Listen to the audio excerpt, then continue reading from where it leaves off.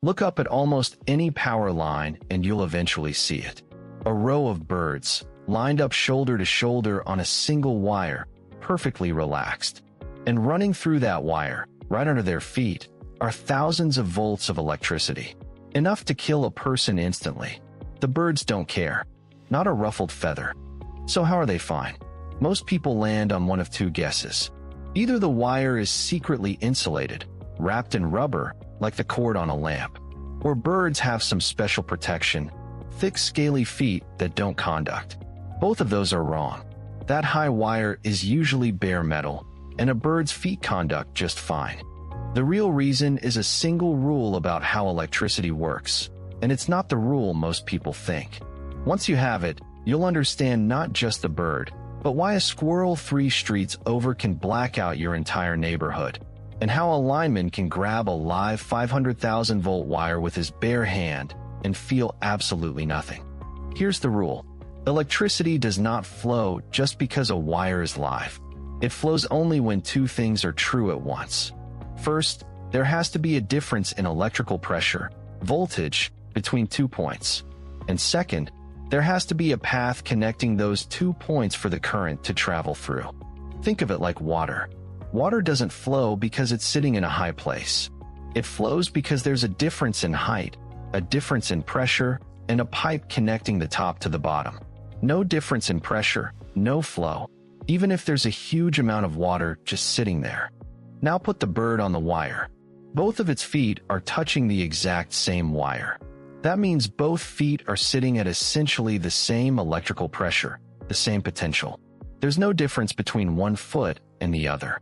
And with no difference in pressure across the bird, there is simply no reason for current to flow through its body. The bird is a diver floating at a single depth. Nothing is pushing anything through it. It could sit there all day. Now, a careful person will push back here. The bird's 2 feet aren't at the exact same point. They're a few centimeters apart, with a little stretch of wire between them. And along any wire carrying current, there's a tiny voltage from one end of that stretch to the other. So there is a small difference across the bird's feet. Why doesn't that hurt it? Because of the second half of the rule, the path. Current doesn't just take any path. It splits between the paths available, and it overwhelmingly favors the one with the least resistance. And between the bird's 2 feet, there are 2 paths in parallel. One is a few centimeters of thick metal wire, copper or aluminum, built specifically to carry current with almost no resistance. The other is the bird's body, skin, muscle, bone, which is thousands of times more resistant. So the current does the obvious thing. It stays in the wire. The trickle that would rather flow through a bird is so vanishingly small it does nothing at all. The bird is just a high-resistance detour that the electricity has no interest in taking. And here's the part that surprises people most. That high wire isn't insulated. Up on the towers, the conductors are usually bare metal, hanging in open air. What keeps them safe isn't a rubber coating. It's height and distance and the air itself. Air is the insulation. So the bird lands directly on live, bare metal, and it's completely fine because it never touches anything at a different pressure, which tells you exactly what is dangerous. It was never about touching a live wire. It's about touching 2 different pressures at the same time. The moment something bridges one wire to a second wire at a different voltage, a different phase, or bridges one wire to anything grounded, everything changes. Grounded means connected back to the earth, the metal pole, a transformer case, a guy wire, the damp soil under your feet. The ground sits at 0 pressure. The wire sits at thousands. Connect the two, and now you have exactly what was missing, a big difference in pressure and a path across it. Current comes roaring through whatever formed the bridge. That's the whole danger, and it's why every warning you've ever heard is really the same warning.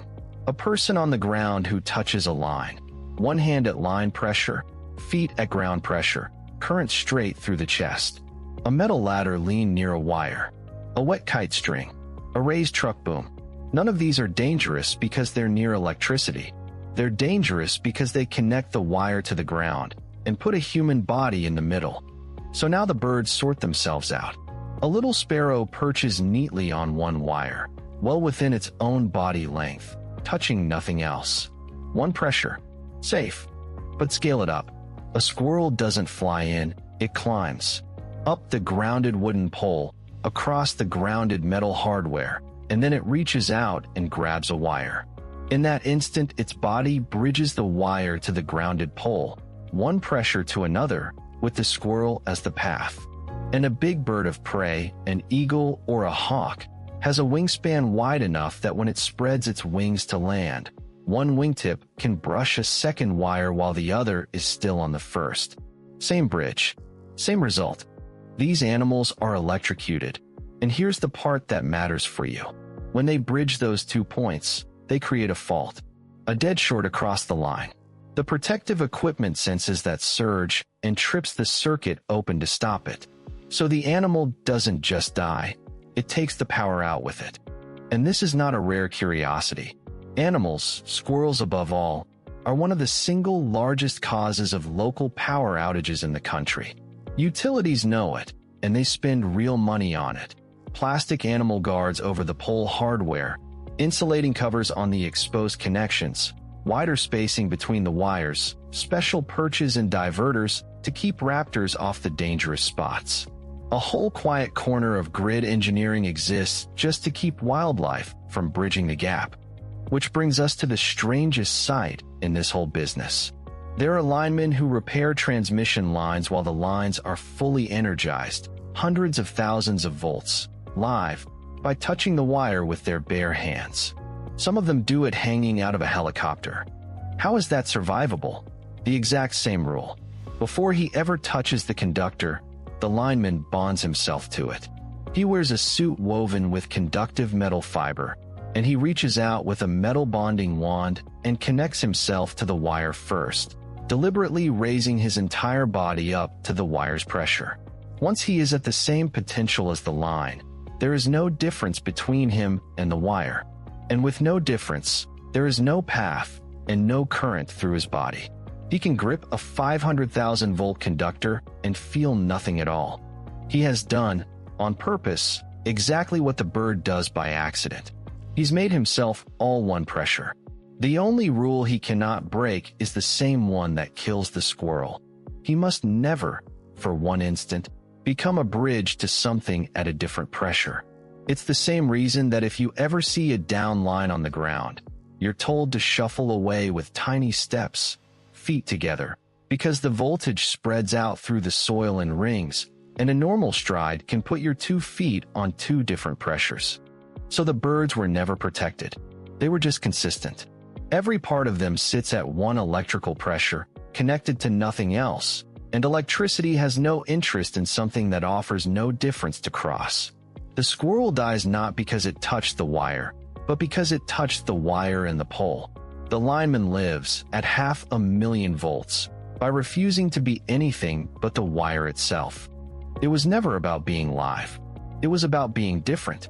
And the next time your lights go out for no reason on a clear, windless day, no storm, no heat wave, nothing, there's a decent chance a single squirrel just found the one pole on your street where the gap wasn't covered. How hard your utility works to close that gap, pole by pole, on your particular line comes down to a number, an animal-caused outage figure, buried in a reliability filing that almost no customer will ever open. Somewhere in that paperwork, it's already been decided how many squirrels your neighborhood is expected to lose power to this year.